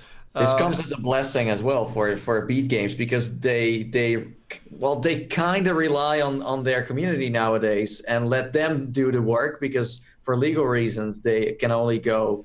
Yeah. Well, this is why I don't know if it's a blessing. I think it's like a bit of a curse at the same time. I know people want it, but the thing is, when you bring in something which is essentially a shark pool of lawyers, right? You're throwing that at your title and the device. First off, Oculus might get heat for it. Beat Games might get heat for it, and inevitably, like we saw Audio Shield, for instance, get totally scuppered. Like they got hollowed out, and the game isn't really even worth buying anymore because the way it had a hole taken out of it. So I'm that's nervous true. about and this. In the end, these custom songs, they are running on the Facebook server in the end. So there are so many, maybe I don't know, loopholes someone can really dive into. But I don't know. It's a part of Beat Saber, but you can see that they are just trying to stay away from it, but also try to embrace it. But they're kind of in the middle there. I just don't hope they are ever going to get sued, because that would be a big ass issue. I think the problem is, like Zim said, it's a double-edged sword for them. Yeah. You know, on one side, it's going to increase sales exponentially because people have been desperate for this. This is what they want, and it's a solid reason to buy it on the Quest at the higher price, I might add. But on the other side, like you say, they have the legal issues behind it. But I think what Beat Saber is seeing, they're really sort of paving the way in terms of like collaborations with licensing tracks and making copyright content available to be played on YouTube as well. They're really paving the way with this kind of stuff. Yeah. We've never seen this by Harmonix or anyone else before in the past. And from a relatively small studio like Beat Games, this is like next level stuff. So hats off to the team. I don't know how they feel about it. Like you said, it's probably a blessing and a curse to them because they want to push their own music tracks as well. I do. Maybe they like if they could, for example, get a deal with Spotify or something where every time someone plays that song, the artist gets like a little bit of money, like something like in the end, if you think about it, if you play these custom Beat Saber songs, you're not paying for the music you listen to. Like I have a Spotify subscription. Every time I listen to a track, this artist gets a little bit of money. So there should be some compensation in that way for everyone. The trouble is that globally, that framework doesn't really exist in an easy way to plug into. But the thing that for me, the reason I see it as a real challenge is, like what Nathan said, we saw the, I'll call it the time soak damage that, like Carmack, for instance, getting pulled into court with that whole suit between Oculus and ZeniMax. Like, I really think that the real challenge a small studio faces is if they get entangled into legal stuff, they get so distracted and their resources get tapped and pushed to the side, and their real pipeline, what they really want to deliver, they don't get to focus on, which is why I'm so happy that whatever strategist decided in the company to start bundling and selling, track packs. It's very wise because for people who aren't interested in modding, and I would count myself among them. I'll eat what you feed me, Beat Games. I'm happy to pay pack by pack and all that. I just hope they make it easy, because what I don't want to see is 10 packs down the road, they're not buy all packs option.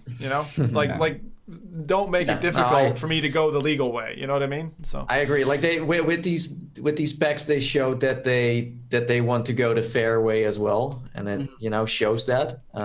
So yeah, as you said, if they get distracted by anything annoying as a lawsuit, that would be so stupid. I just don't hope they will have to actively patch against it in the future, because that's what a lawsuit would kind of point towards, right? It would be like, listen, we want you to completely block this and develop against that. So you constantly, like, then it's going to be this jailbreak kind of thing, where it's like, hey, I found a way to get in again, and then the other one's like, no, we blocked it again. Then that's like so much effort. But yeah, in the end, like legally, there needs to be something like on the table. I'm sure they have been working on that since the start, because it's not like it's not a thing. Yeah. So yeah, that is stuff. Custom tracks on Beat Saber. Do you have any favorites, by the way, Cass and Cherry? Any favorite tracks you'd love to play? Yes. Any favorite music genres that maybe you'd like to see added? I don't remember the name anymore, but I really like KDA. Oh, KDA Pop Stars, yeah, of course, classic. Mike's more about Han Solo. I'm being riding solo. Yeah, I'm guessing his is. I'm gonna guess Mike's favorite is the Crab Rave, or that pirate one. You like that rum one? Unlimited Power, I think, is one of my favorites. We're playing Beat Saber, that song. Yeah. I have a new favorite. Go Overkill.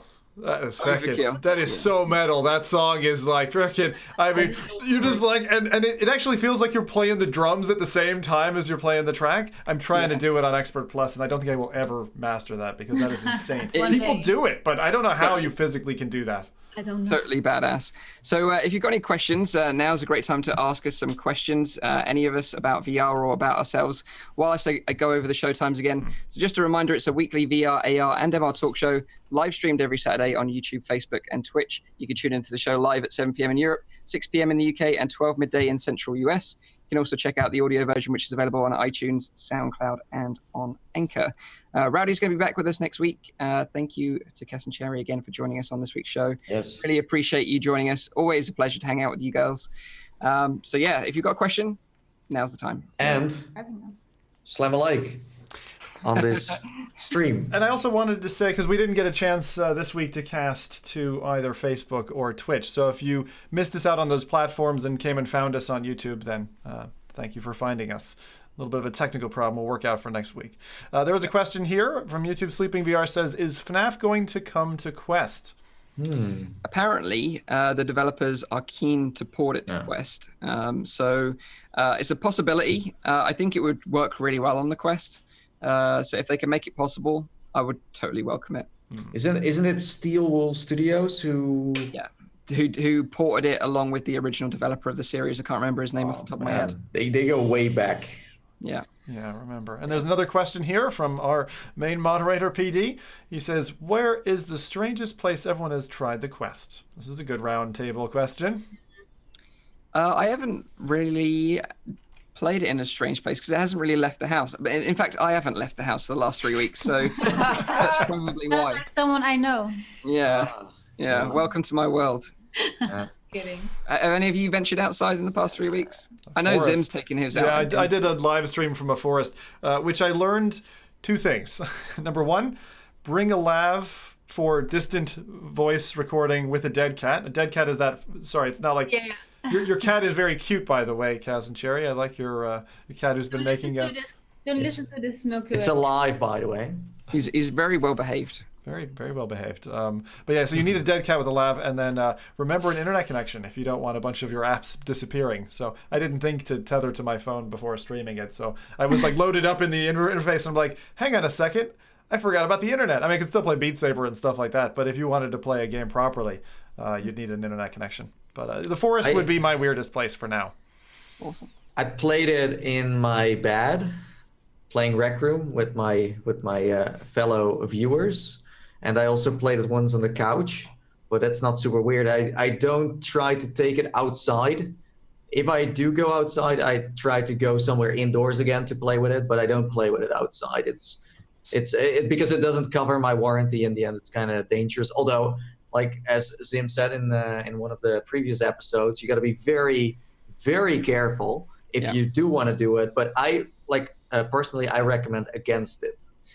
So no one's done the party pooper here, by the way. I'm the party pooper of the show now. Yeah, you ruined everything. Sorry. But no one's done the disrupt thing yet, where they take their headset in a shower with a self-constructed shower cat cage. You know that meme of like someone sitting on the toilet shitting on the Himalayas? That one is also so great. Yeah, you can do that too. No, I think the coolest thing when you come from like a go to a quest is the fact that now you can actually safely walk around with the pass-through, because you can like literally see where you're walking, whereas before with the go you're like oh, like I would bump into something or run over one of my kids or something. It's just the nose gap peak. The nose gap like that. That's a feature according to Oculus, the nose thing. Speaking of noses, there is one final question here. Sneaky Snooks says, any thoughts on the feel real smell-o-vision thing? Don't think any of us have tried it yet. It's not released. Is it almost? Weren't they crowdfunding this? What kickstarting? What's kickstarting? Yeah. It was a Kickstarter, yeah. It was. Interestingly, thing about this is that we did talk about it on a previous episode, but interesting thing is they were selling an aroma pack with the Beat Saber logo. Beat Games were like, we didn't give you permission to use our logo, and now if you look on the Kickstarter website, it says Rhythm Game. They had to change that. This is one of those products that they have been marketing for so long. Like on my Twitter feed, it's always there. Yeah. But I still haven't seen any news outlet try it or give some feedback on it. I don't know if it's a real thing. The Kickstarter backer surveys went out this week, so they will be shipping them relatively soon, I think, within the next few months. I can't wait to hear about it, because it sounds, when you hear about this device, which will shake your face, heat or cool you down, provide smelling, something else. I don't know. Probably faxes as well. But I mean, it's like a multi-factor device. And I always worry about these things because then you have so many points of failure. Like what happens if the smell module stops working? Or what happens if the vibration isn't quite good enough? So I think it's going to be very difficult for this product to really wow people. But I am keen to do it. I think I'm the only one here who's actually tried smell-o-vision, so to speak, and that old Cartman example from the something butthole. I can't remember the name of the title. But the fractured butthole. Thank you. What a wonderful title for that South Park game that had the nauseolus rift, which was wonderful. So I look forward to that in our future. Smelling rhythm games is in our near future. I think it could really add something to the immersion. Although I'm not sure why it needs to be on your face. Why not just have some kind of like device on your table somewhere that kind of sprays it into your room? That's fine too, right? Why does it need to be this gigantic thing on your face? I don't know, but I want to try it. If it's any good, then I'm gonna make my own smell soon. Oh, dear. Okay. So when you all meet in VR chat, you just send me like a Word document over of how you smell, and I will make sure it's accurate. Basically, if you want to know what Nathy smells like, it's like a combination of yoppie sauce and pepper nuts. Pepper nuts are really. Yeah. Okay. But yeah, one thing to look forward to next week, by the way, we've mentioned it on the show before, and that is Black Mirror is starting a brand new season next week, starting on the 5th of June, I think, on Netflix. So a few more episodes. Black Mirror is amazing, by the way. Loads of references to VR and the metaverse and other bits and pieces. So well worth checking it out if you're into VR. I agree with your recommendation, Mike, on that show, but I got to say, there's not a TV show that makes my soul feel bad like that show. Oh, yeah. For some reason, I just like it. I get this. I'm a guy who likes dark everything, but the films I like are dark. But that series makes my soul feel bad. Maybe cue something up nice to watch afterwards as a bit of a palate cleanse, you know, because it's a bit depressing. So that's a wrap for this week. Thanks for joining us on this week's show. We hope you enjoyed it. Thanks for joining us live in the chat. And if you enjoyed the audio version as well, make sure you leave us a nice review on iTunes, because that will really help us out when it comes to searching for this podcast on iTunes platform. So thank you very much for that. Bye-bye for now, and see you next week as always. So until then, see you later. Bye-bye. Bye.